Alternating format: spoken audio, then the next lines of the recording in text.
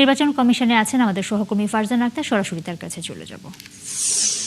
ফারজানা, আমরা জানি যে কিছুক্ষণ আগেই মনোনয়নপত্র জমা দেওয়া হয়েছে বিএনপির পক্ষ থেকে মির্জা ফখরুল ইসলাম আলমগীরের রাষ্ট্রপতি নির্বাচনের জন্য। এছাড়াও প্রতিনিধি দলে যারা এসেছিলেন তারা কি বলেছেন, বিস্তারিত যদি বলেন।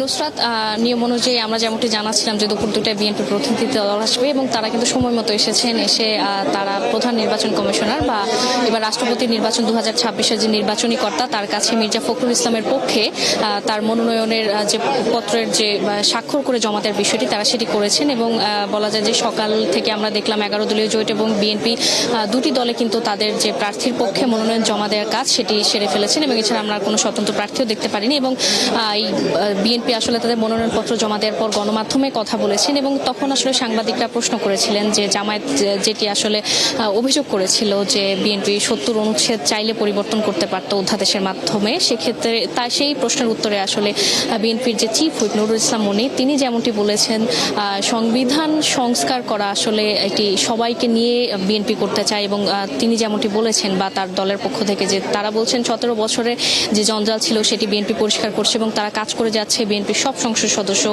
কাজ করে যাচ্ছে। এবং আরেকটি বিষয় কিন্তু সাংবাদিকরা প্রশ্ন করেছিলেন, জামাতের যেটি অভিযোগ ছিল যে সচিবালয়ে কেন বিএনপি স্ট্যান্ডিং কমিটির মিটিং করা হলো, এটি আসলে করা যায় কিনা, সেক্ষেত্রে বিএনপির পক্ষ থেকে উত্তর এসেছে এটি আসলে কোনো স্ট্যান্ডিং কমিটির মিটিং ছিল না। রাষ্ট্রপতি মনোনয়ন কাকে দেওয়া হচ্ছে সেটি আগেই দলে সিদ্ধান্ত নেওয়া হয়েছিল, এটি আসলে সেই সিদ্ধান্ত প্রধানমন্ত্রীর কাছ থেকে আনুষ্ঠানিকভাবে জানার জন্যই আসলে এই মিটিং ছিল।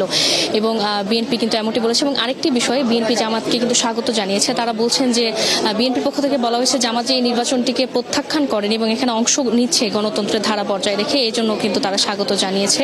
এবং এর আগেও কিন্তু আমরা সকালে দেখেছিলাম যে জামাতের পক্ষ থেকেও ব্রিফিং করা হয়েছিল। আমরা দেখলাম যে দুটি দলই আসলে তাদের মনোনয়ন ফর্ম তুলেছে এবং জমাও দিল আজকে। এটি আসলে বলা যায় যে প্রথম ধাপের যে কার্যক্রম সেটি শেষ করেছে। এরপর 16ই আগস্ট আসলে যাচাই বাছাই করা হবে এবং 18ই আগস্ট কিন্তু মনোনয়ন প্রত্যাহারের শেষ দিন।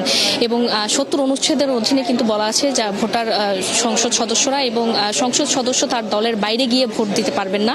এবং এক্ষেত্রে কিন্তু বলা যায় যে যেহেতু বিএনপি সংসদের সংখ্যা গরিষ্ঠ এবং এক্ষেত্রে মির্জা ফখরুল ইসলাম আলমগীর যদি সবকিছু ঠিকঠাক থাকে এবং যদি মনোনয়নপত্র যাচাই বাছাই উত্তীর্ণ হয়, বলা যায় যে মির্জা ফখরুল ইসলাম আলমগীর দেশের 23তম রাষ্ট্রপতি হতে যাচ্ছেন।